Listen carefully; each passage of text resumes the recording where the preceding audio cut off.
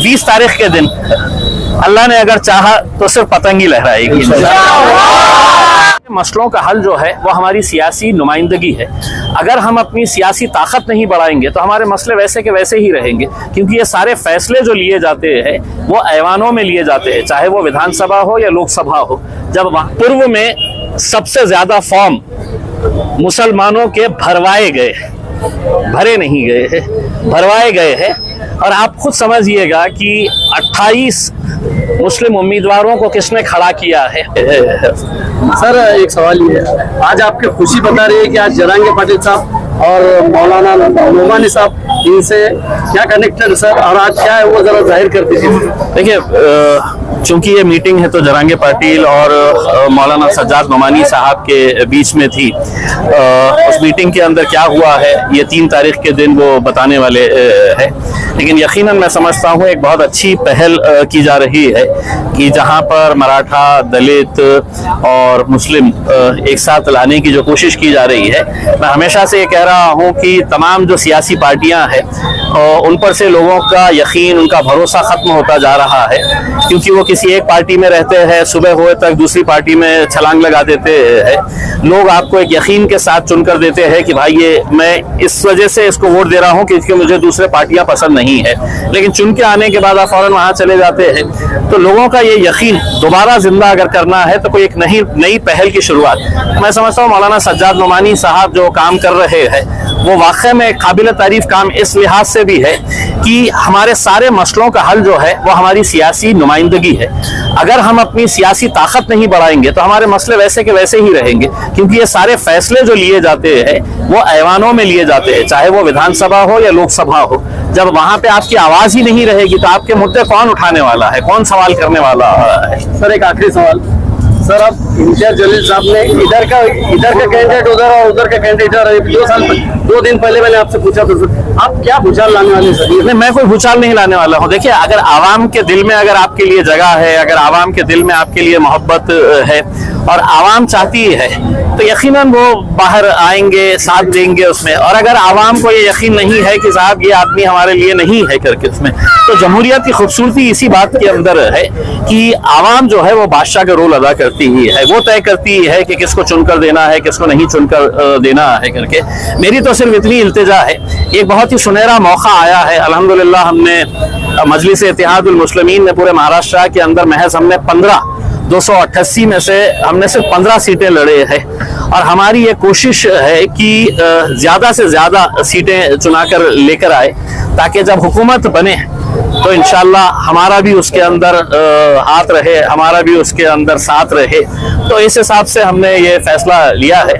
अब देखते हैं 20 तारीख के दिन आवाम क्या करती है और 23 तारीख के दिन कहाँ कहाँ जश्न मनाया जाता है। कार्यकर्ताओं ने सिल्लोड से फॉर्म भरा है। देखिए, मैं आपको ये बता दूं कि ना तो हमने सिल्लोड में कोई एबी फॉर्म दिया है, ना हमने परभनी के अंदर कोई एबी फॉर्म दिया है।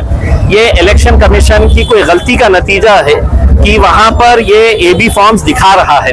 मैंने अभी कुछ देर पहले वहां के रिटर्निंग ऑफिसर से बात किया, उन्होंने कहा कि हमें इस बारे में कोई जानकारी नहीं है। मैंने कहा आपकी वेबसाइट के ऊपर ये दिखा रहा है। इसी बुनियाद के ऊपर मैंने मेरे फेसबुक पेज के ऊपर डाला है कि AIMIM ने ना तो परभनी में और ना सिल्लोड के अंदर एबी फॉर्म दिया है। ये उनकी गलती है, उन्हें ही सुधारना है।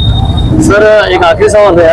आखिरी सवाल बोलते बोलते आप 4 सवाल कर लिए सर, आप चाय नहीं पीने दे रहे मुझे ना सर। दूसरी सर एक बात ऐसी है, आपके आजू बाजू में जो चाहने वाले उनको क्या मैसेज देंगे सर आप? देखिए, अल्हम्दुलिल्लाह पिछले 10 सालों से औरंगाबाद की आवाम ने दिल खोल कर मुझसे मोहब्बत की है, और मैंने भी अपनी इस आवाम से दिल खोल कर मोहब्बत की है।